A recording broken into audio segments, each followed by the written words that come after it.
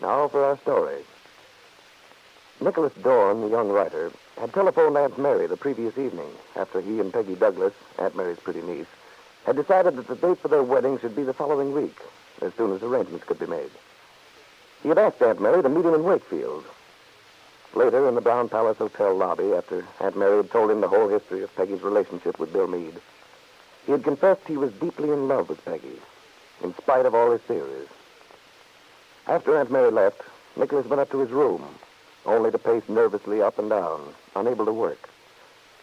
He thought of his first weeks in Wakefield, of how he'd met Peggy, how their friendship had developed, how finally he'd decided to remain in the little town, build a life there.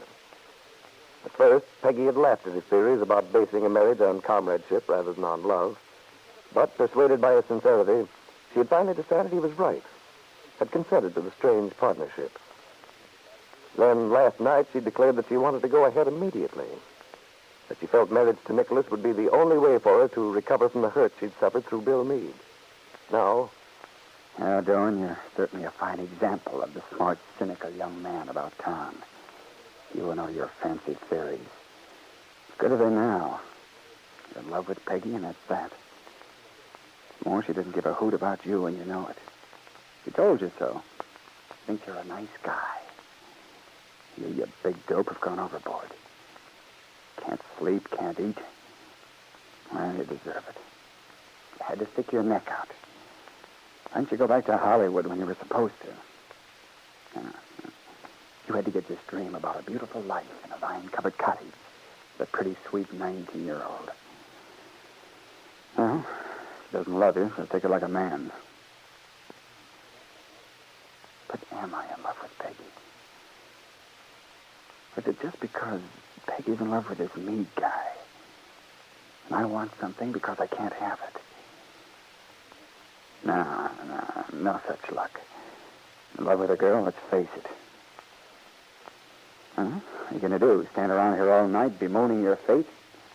What you need, Dorn, is a drink. A little while later, shaved and feeling somewhat better for a shower and a change of clothes, Nicholas went downstairs, entered the little cocktail lounge of the hotel. A beautiful, well-dressed girl was sitting at the bar. In his lonely, desperate mood, he had an urge to talk to her. But Nicholas had no idea that this lovely stranger who caught his eye several times in the mirror and back of the bar was Kitt Meade, the woman who'd done so much to upset the life of Peggy Douglas, the girl he loved. While he was trying to think of something to say... Look, suppose we skip all the quaint subterfuge and just plunge right in. Hello. Huh? Oh, hello. You appear to have that look of quiet desperation a man gets when he wants to speak to a girl and doesn't quite know how to break the ice. I do? Oh, that's odd. You have the same look yourself. The desperation, I mean. Pardon us, but our mood showing? Definitely. Well, at least it doesn't leave me speechless. Touche. I wasn't always so awkward at this sort of thing.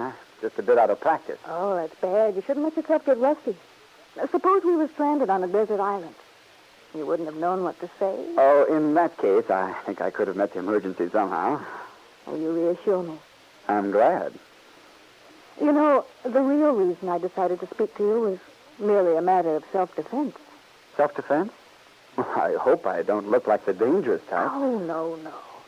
But I had a dreadful feeling that you were on the verge of saying, you look awfully familiar. Haven't I seen you somewhere? I just didn't think I could bear it. Funny thing is, I've never said that in my life. As a matter of fact, you know, you do remind me of someone. Uh-oh. I should have known better than to bring the matter up. No, really. You're very much the same type. Oh, what type is that, heaven forbid? Oh, the expensive, sophisticated type. Yes, I suppose that could be my type.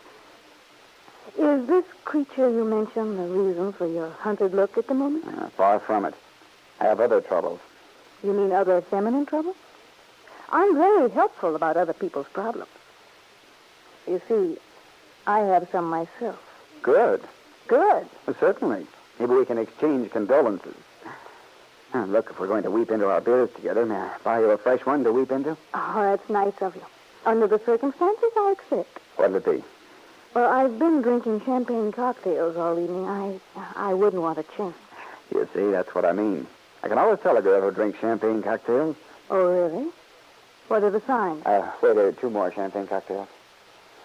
Well, they sport alligator bags like this one you have. They wear nylon hose when no one else You've can made get them. your point. So what are you, anyway, an appraiser for the income tax people? For this evening, if you don't mind, I prefer to remain a mystery. Let's just say I'm a man who suffered. I think you're a 3-drink philosopher. Well, how can you tell? I haven't even had 1 drink yet. Oh, that's all right. You're warming up. We'll get the philosophy with the 3rd round.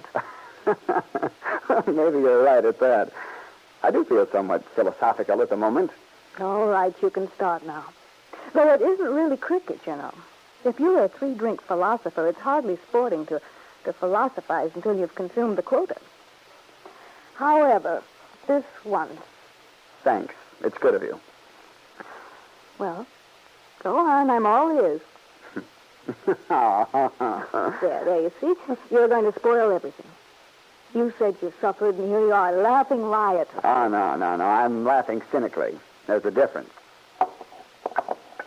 Here you are, waiter. You know, it's the darndest thing. How you can get yourself out on a limb and then carefully saw it off, even when you know better. Your expression is a bit tired, but I know what you mean. Is that what's the trouble now? Hence the suffering look, the great despair? Something like that. Well, you'll have to be a bit more explicit. This is one of my duller days. The question is, are you really in love, or do you just think you are because someone you're interested in is in love with someone else who's not in love with him or her? Look, my friend, let's go way back and start all over. Slowly. I mean, is it love or is it frustration? Do you want a thing because you can't have it, or would you want it anyway? If you'll stop firing these rhetorical questions at me and get down to cases, I'll try to think of an answer. Or do you want an answer? Yes, I do. Well, then, let me give you this gem, gathered after years of research into the mysteries of life. Don't beat your head against the old stone wall. Don't ever think you can make someone love you if that person's in love with someone else. Believe me, it won't work. You sound as though you mean that. I do. And if you'll pardon my being so smug, I ought to know. I've just come from a long struggle of that sort. And I've failed.